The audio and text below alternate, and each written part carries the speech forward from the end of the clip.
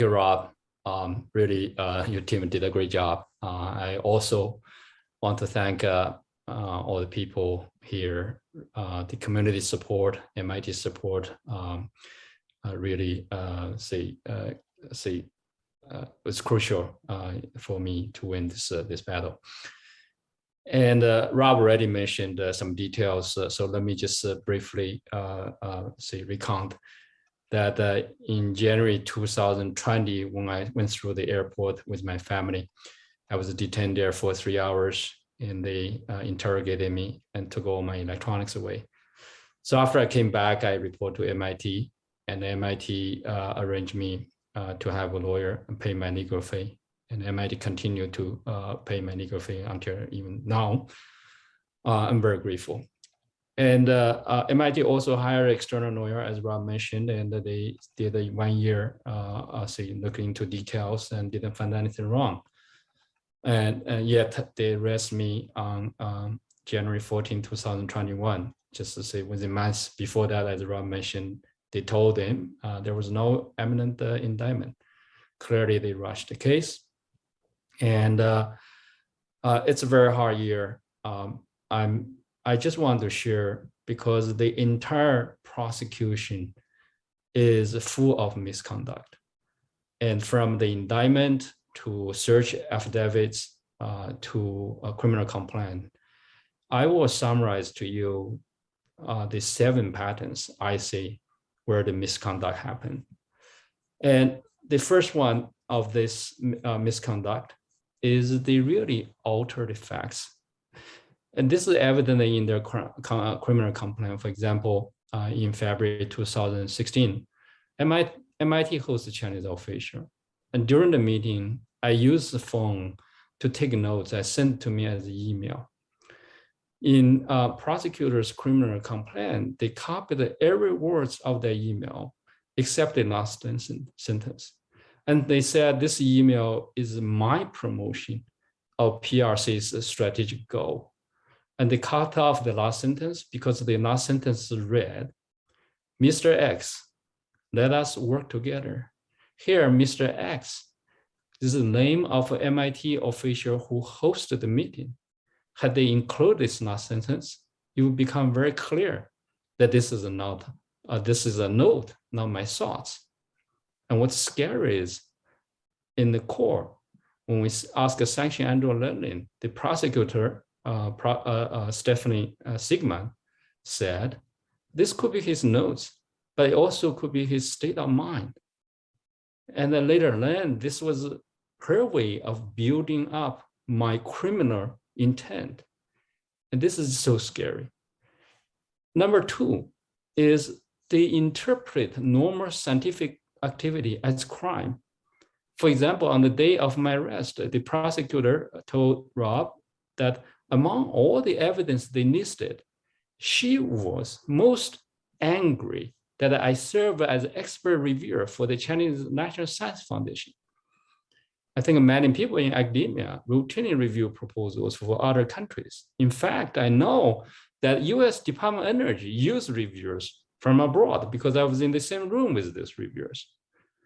Review proposals, paper, writing recommendation letters are the things we do as our job for free.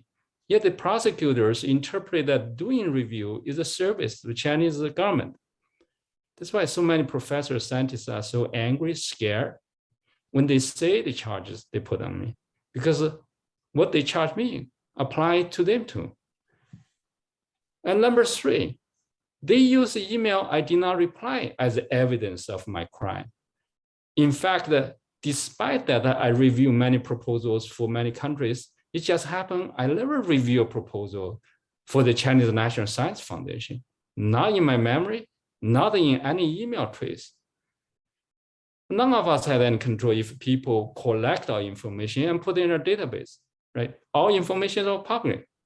But because my name was in their database, I guess, the prosecutor said I was a reviewer expert and I was serving the PRC government. Number 4, even if I did the right thing, they said I hide something. For example, Because I was an academician of Academia Sinica in Taiwan, I got an email from an officer in Taiwan's Boston office and explained that he wanted to pay me a visit. I vaguely remember that there is a restriction in terms of foreign officials visiting campus, and explained to him that I could not do that. Although he said Taiwan is not on the list, well, out of courtesy, I met him, but outside MIT, we had the lunch outside. And yet that meeting was cited as evidence that I was hiding something in one of their search affidavits. Of course, number 5 is they rushed the case. They didn't do their job, as Rob already explained. They had 1 year, and yet they did not do investigation. They did not interview critical witness, and they rushed the case because the U.S. Attorney Andrew Lenin was to leave office. Number 6, they hide the truth. On the day of my arrest, right, they interviewed a few people, and one of them, so everybody told them the truth, but one specific witness clarified to them that I was not in the Wuhan, Thailand program they accused me. And in March 2021, the prosecutors interviewed MIT grant administrator specializing on DOE grant. She explained there was no requirement to report what they accused me at the time for DOE proposal and the annual report 2007-2019. So we know by US law, the prosecutors must provide such exculpatory information to Rob, my lawyers, but they never provide to them until Rob went to demand them in November. We knew they had. And they actually turned a lot more, those kind of exculpatory information. And they knew they could not hide anymore. That's why they start to drop the C case. And number 7, but they never admit mistakes. No one opening official apologies to me, despite that they knew that they are wrong. Because they knew they had no evidence, they rushed the case. They actually wanted to get out. And yet they still try everything to save face. They first offer the deferred prosecution agreement. Rob would tell that is very rare, but yet we know this offer was about saving their own face, not about my innocence. I turned it down, and that's in their dismissal, they cited new evidence because on January 4th, 2022, Stephanie Sigman called the U.S. Department of Energy, and they said I didn't do anything wrong. Their indictment mentioned the DOE 16 times. They could have called them before that. They have clarified before that. They could also have called them at the time March when they interviewed MIT grants person. They never did it. And yet their dismissal just use the excuse, we have new evidence. I actually wish that the judge had a hearing, but that didn't happen. Really say, that's why I respectfully ask the Congress to investigate all those misconducts. They say DOJ, of course, should do their own investigation and learn the lessons, but congressional investigation will be more objective. I also want to share just a few major lessons I take away from this. I think we could all learn from it. 1, we are all losers. US is the biggest loser because we lost Thailand. 2, universities need to protect their faculty. 3, funding agency need to do the right thing.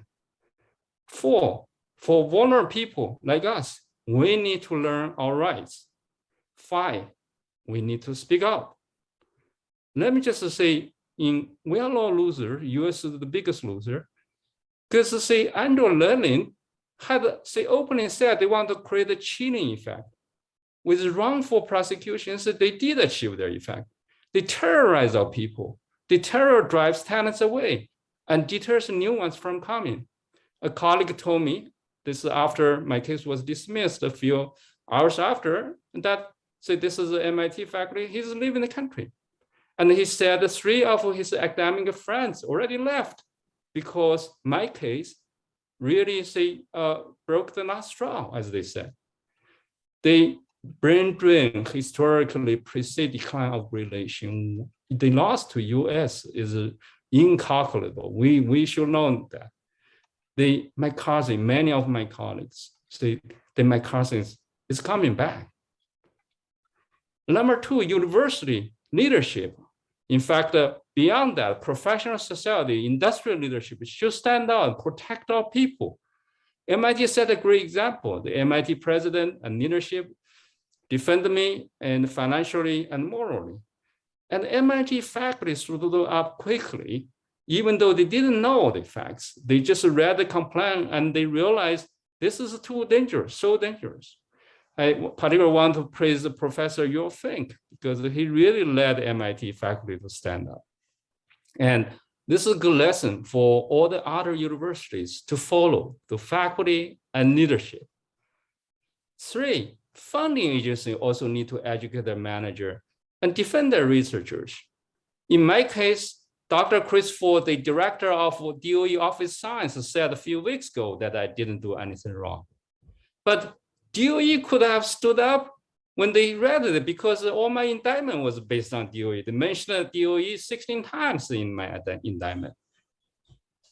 And number four, for people like me, we need to know our rights. Just like Rob mentioned, we should not speak to them without a legal representation. This is a really hard lesson for many of us, right? Not just ourselves, we need to teach our family, tell our family the rights. Number five, I'm a scientist and I never thought that I would be involved in politics, activism. It's a hard lesson. Politics impact everyone. We must speak out. As Martin Luther King said, injustice anywhere is a threat to justice everywhere. So I think with this, I will stop here because of time. I really also want to mention that the personal toll is to my family, to myself, to my research career. It's just to say, really, I cannot describe easily. It's very hard for us. Thank you.